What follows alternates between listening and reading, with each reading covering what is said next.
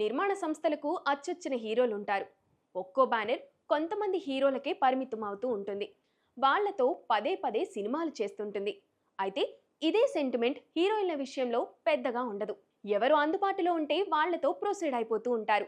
కాకపోతే సితారా ఎంటర్టైన్మెంట్ సంస్థకు సంయుక్త మీనన్ సెంటిమెంట్ గా మారిపోతుందేమో అని అనిపిస్తుంది.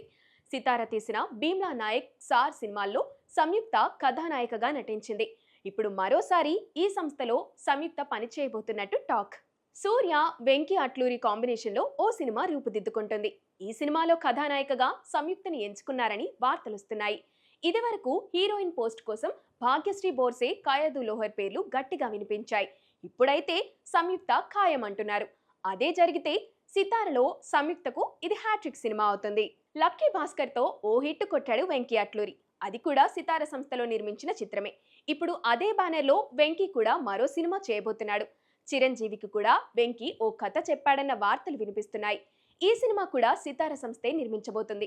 ఆ లెక్కన వెంకీ అట్లూరి కూడా సితారలో హ్యాట్రిక్ కొట్టబోతున్నాడనమాట.